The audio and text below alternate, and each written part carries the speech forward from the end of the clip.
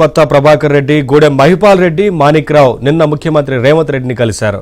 CM నివాసానికి వెళ్లి పుష్పగుచ్చాలు అందజేశారు. పార్లమెంటు ఎన్నికల తర్వాత బీఆర్ఎస్ ను 100 మీటర్ల లోతున పాతిపెడతామని లండన్ పర్యటనలో సీఎం రేవంత్ రెడ్డి వ్యాఖ్యానించడం, 30 మంది బీఆర్ఎస్ ఎమ్మెల్యేలు తమతో టచ్ లో ఉన్నారని, తామే చేర్చుకోవడానికి సిద్ధంగా లేమని మంత్రి కోమటిరెడ్డి వెంకటరెడ్డి వ్యాఖ్యానించిన వెనువెంటనే నలుగురు బీఆర్ఎస్ ఎమ్మెల్యేలు సీఎంను కలవడం ప్రాధాన్యత సంతరించుకుంది.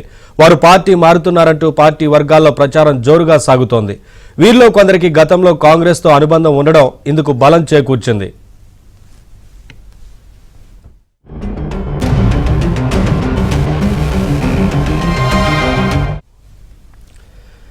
అయితే తాము మర్యాదపూర్వకంగానే కలిశామని, ఇందులో రాజకీయపరమైన అంశాలేవీ లేవని వారు చెబుతున్నారు. నియోజకవర్గాల అభివృద్ధి, ఎమ్మెల్యేల సెక్యూరిటీ, ప్రోటోకాల్ సమస్యల వంటి అంశాలపై చర్చించామని వివరణ ఇచ్చారు. వారు పార్టీ మారుతున్నారంటూ ఊహాగానాలు చెలరేగడంతో నలుగురు వేర్వేరుగా ప్రకటనలు విడుదల చేశారు. జిల్లాలో తమకు ఎదురవుతున్న ప్రోటోకాల్ సమస్యను వివరించేందుకే సీఎం రేవంత్ రెడ్డిని కలిశామని, ఇందులో రాజకీయ ప్రాధాన్యం ఏమీ లేదని పేర్కొన్నారు. ఇదే విషయమై ఇంటెలిజెన్స్ చీఫ్ శివధర్ రెడ్డికి కూడా వినతి పత్రం ఇచ్చామన్నారు. ఈ అంశంపై అనవసర ఊహాగానాలు సృష్టించొద్దని కోరారు. ప్రధాని మోదీని సీఎం రేవంత్ రెడ్డి ఎలా కలిశారో తాము అలాగే ఆయన్ను కలిశామని పేర్కొన్నారు.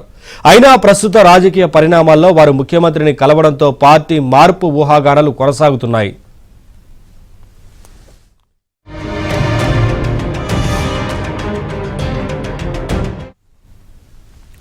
నలుగురు బీఆర్ఎస్ ఎమ్మెల్యేలు సీఎం రేవంత్ ను కలిసే ముందు పార్టీ అధినేత కేసీఆర్ ను గాని, ముఖ్య నాయకులను అడిగారా, అనుమతి తీసుకోకుండానే వెళ్లి ఉంటారా అన్న దానిపై అటు కాంగ్రెస్ ఇటు బీఆర్ఎస్ వర్గాల్లో చర్చ జరుగుతోంది.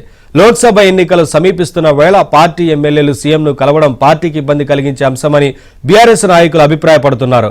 గత ప్రభుత్వం చేసిన అవినీతిపై కాంగ్రెస్ సర్కారు కఠినంగా వ్యవహరించనుందనే ఉద్దేశంతో ముందుగానే ఆ పార్టీకి టచ్లోకి వెళ్లేందుకు బీఆర్ఎస్ నాయకులు ప్రయత్నిస్తున్నారా అని రాజకీయ వర్గాలు అనుమానం వ్యక్తం చేస్తున్నాయి.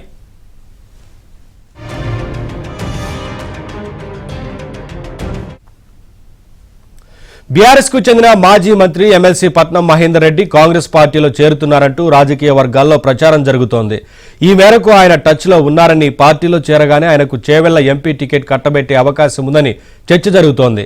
నిజానికి అసెంబ్లీ ఎన్నికలకు ముందే మహేందర్ రెడ్డి కాంగ్రెస్ లో చేరతారని తెలుసుకుని పార్టీ అధిష్టానం పిలిపించుకొని ఆయనకు మంత్రి పదవి కట్టబెట్టింది. ఇప్పుడు అధికారం కోల్పోయిన నేపథ్యంలో మళ్లీ కాంగ్రెస్ వైపు దృష్టి సారించారని సొంత పార్టీ నేతలే అభిప్రాయపడుతున్నారు. అందుకే నేనేమంటున్నానంటే, ఇప్పుడు నేను ఫౌల్ గేమ్ నేను మొదలు పెట్టదలుచుకోలేదు. ఓకే, నేను తప్పుడు పనులను ప్రోత్సహించదలుచుకోలేదు. ఒకవేళ వాళ్ళు గేమ్ మొదలు పెట్టిండ్రు అనుకో, రేస్లో పరిగెత్తడం అనేది స్టార్ట్ అవుద్ది కదా ఎవరికైనా.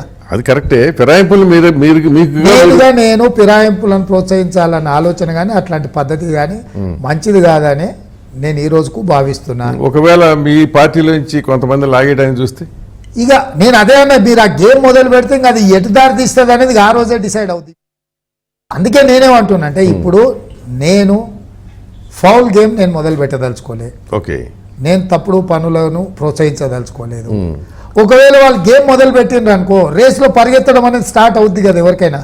అది కరెక్టే. ఫిరాయింపులు నేనుగా నేను ఫిరాయింపులను ప్రోత్సహించాలన్న ఆలోచన కానీ, అట్లాంటి పద్ధతి కానీ మంచిది కాదని నేను ఈ రోజుకు భావిస్తున్నాను. ఒకవేళ మీ పార్టీలో నుంచి కొంతమంది లాగేయడానికి చూస్తే ఇక నేను అదే అన్నా, మీరు ఆ గేమ్ మొదలు పెడితే ఇంకా అది ఎటు దారి తీస్తుంది అనేది ఆ రోజే డిసైడ్ అవుతుంది. ఇంకా జగదీష్ రెడ్డి చెప్తున్నా, రేపు పొద్దున ఈ ప్రభుత్వానికి రేవంత్ రెడ్డి, కోమటిరెడ్డి వెంకరెడ్డి ఏకనాథ్ షిండేగా మారి ప్రభుత్వాన్ని పడగొడతా ఉంటాం. మా ప్రభుత్వాన్ని ఎప్పుడు పడిపోదు. ఈ 39 మందిలో పార్లమెంట్ ఎలక్షన్ తర్వాత 10 మంది ఎమ్మెల్యేలు కూడా మిగిలారు. 30 మంది ఎంపీలు. ఎందుకంటే మీకు ఒక పార్లమెంట్ సీట్ కూడా వచ్చేది కష్టం. కాబట్టి మీ పార్టీ బాబామర్దుల కొట్లాటలు నడుస్తున్నాయి. ఓవైపు బిడ్డ సంతోష్ మధ్యలో కొట్లాటలు నడుస్తున్నాయి.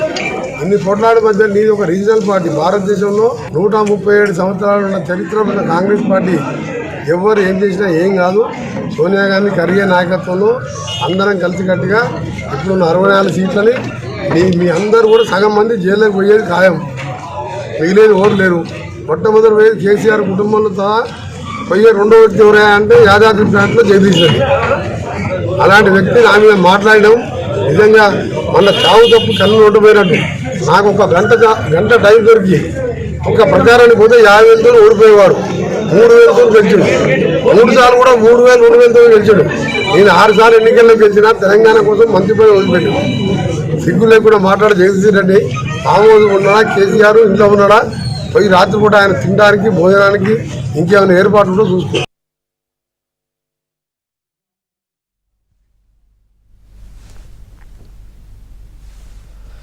బీఆర్ఎస్ ఎమ్మెల్యేలు సునీత లక్ష్మారెడ్డి, కొత్త ప్రభాకర్ రెడ్డి, గూడెం మహిపాల్ రెడ్డి, మాణిక్రావు నిన్న ముఖ్యమంత్రి రేవంత్ రెడ్డిని కలిశారు. సీఎం నివాసానికి వెళ్లి పుష్పగుచ్చాలు అందజేశారు.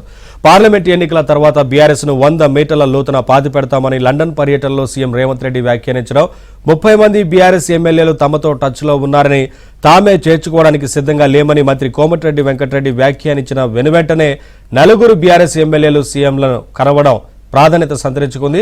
వారు పార్టీ మారుతున్నారంటూ పార్టీ వర్గాల్లో ప్రచారం జోరుగా సాగుతోంది. వీరిలో కొందరికి గతంలో కాంగ్రెస్తో అనుబంధం ఉండడం ఇందుకు బలం చేకూర్చింది.